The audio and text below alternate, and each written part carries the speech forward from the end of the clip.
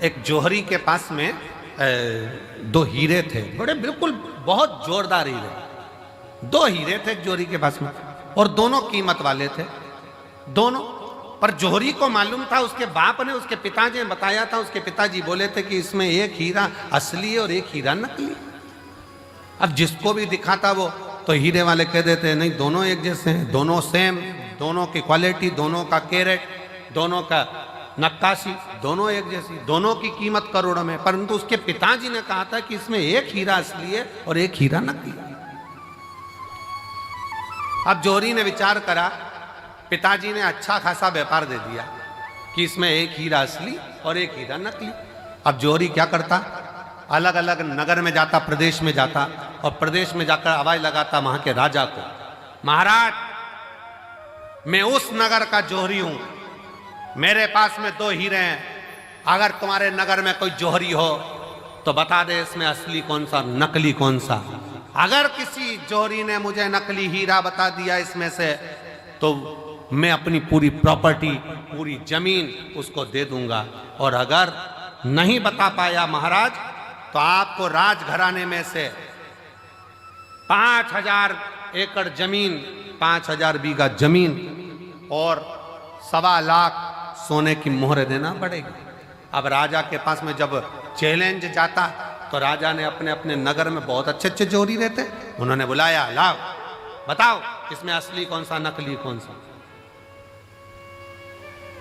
इसमें से बताया जाए असली कौन सा नकली कौन सा। जौहरी को बुलाते हैं, वो दूरबीन लगाते हैं, नाप तोल करते हैं, सब कुछ देखते, पर कह देते नहीं साहब ये तो दोनों ही असली है, दोनों का कैरेट एक जैसा, दोनों बढ़िया, दोनों बढ़िया।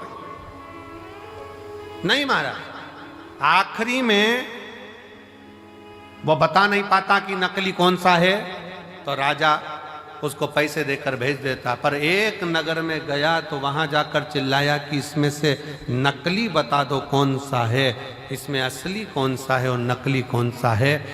वहां पर भी हार रहा था। वहीं पर एक संत बैठा हुआ, एक साधु, एक संत बैठा। संत के पास सूचना गई, बताओ इसमें असली कौन सा नकली कौन सा। जौहरी हार गए। संत ने कहा महाराज आपसे निवेदन है कि इन हीरों को मुझे दिया जाए, मैं बता देता हूं आधे घंटे के अंदर मैं आपको बता दूंगा। इतने में तो जौहरी ने मन में सोचा अभी तक इस हीरे की जांच केवल जौहरी कर रहे थे, पर आज हीरे की जांच करने के लिए संत आगे आ गए, क्या है इसमें। संत ने कहा मैं बता सकता हूं इसमें असली कौन सा नकली कौन सा। जौहरी ने हंसकर कहा महाराज अगर आपके नगर का संत बताएगा तो 10,000 बीघा जमीन देना पड़ेगी 5,000 की जगह। राजा ने भी संत को बुलाकर कहा महाराज क्यों लुटवा रहे हो, 5,000 ही जाने दो, क्यों कह रहे हो। नहीं महाराज, संत ने कहा तो मैं असली और नकली बताकर ही मानूंगा। ठीक है महाराज, अगर तुमने 5,000 की जगह 10,000 जमीन दिलवा दी ना तो तुम भी सोच लेना सूली पे टांग दूंगा। राजा कहे, संत कहे मंजूर है तुम मुझे सूली पर टांग देना, पर आज बता के मानूंगा इसमें असली हीरा कौन सा नकली कौन सा। तो ले जाओ। संत दोनों हीरो को ले गया, दोनों को ले जाके जमीन पर रख दिया, दोनों को रख दिया।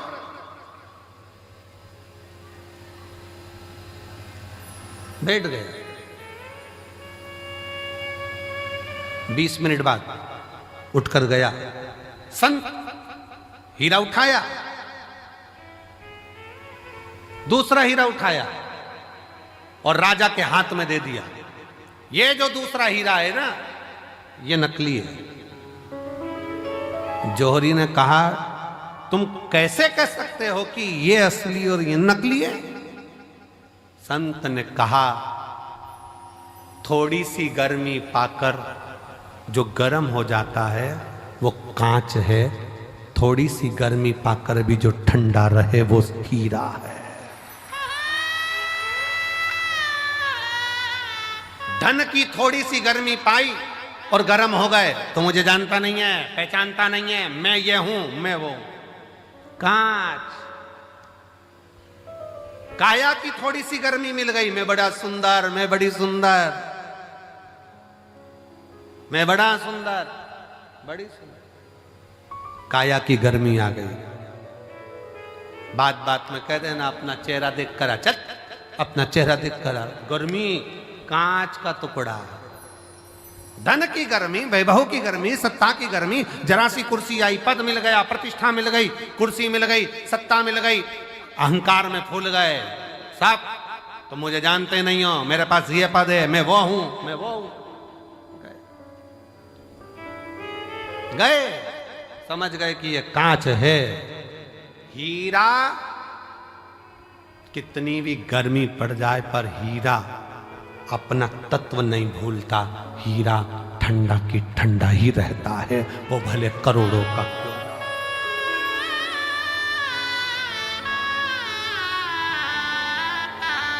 हीरा हीरा है, वो करोड़ों का है तो भी नहीं कहता मैं कितने का हूं।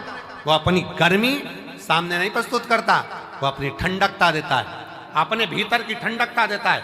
आप कितने भी अहदे पर पहुंच जाओ, कितने बड़े पद पर पहुंच जाओ, कितनी बड़ी कुर्सी पर पहुंच जाओ, कितने बड़े अधिकारी बन जाओ, कितने बड़े मिनिस्टर बन जाओ, कितने बड़े मंत्री बन जाओ, कितने बड़े संतरी बन जाओ, कितनी भी पद पर पहुंच जाओ, पर याद रखना अगर ओरिजिनल हीरे होना, ओरिजिनल हीरे होना तो अपने को अंदर से तपाना मती, कूल रहना, ठंडे कूल।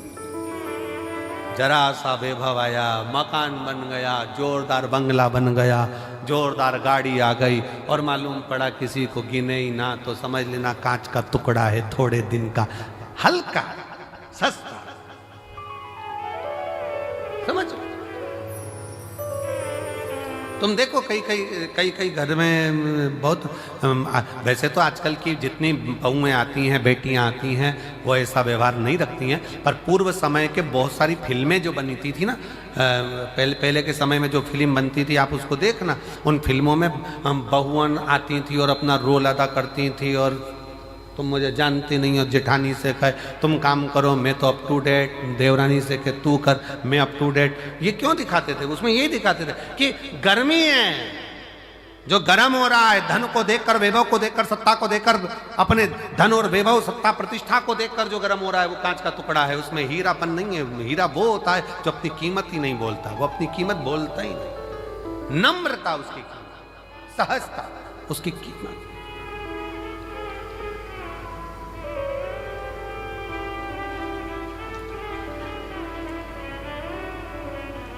उसकी एक ही कीमत है, वो सहजता, उसकी सरलता। मेरे शंकर भगवान में बहुत बड़ी नम्रता, सरलता, सहजता कितनी होगी जरा विचार करिएगा। दुनिया के लोग अमृत पी रहे हैं उनके सामने और उनको विष का कटोरा रख दिया गया, विष का कटोरा। ये मेरी जीजियों, एक बात बताएं आपको, बहुत सावधानी से सुनना, बहुत सावधानी से। तुम्हारे घर में शादी है ना, और शादी में सारे वीआईपी आए हैं ना, उन वीआईपीओं के लिए अलग से व्यवस्था है और तुम्हारे लिए एक साधारण सी व्यवस्था है। साधारण, बहुत समझना, बहुत, पर उसमें एक चीज देखना जरूर, वीआईपी है वो भी वही भोजन कर रहा है जो साधारण व्यक्ति कर रहा है, साधारण भी वही कर रहा है जो वीआईपी कर रहा है। तो समझ लेना कि थोड़ी सी सहजता रखिए। भोजन में कोई बढ़ोतरी, कोई घटोतरी नहीं, कोई बढ़ोतरी, कोई घटोतरी।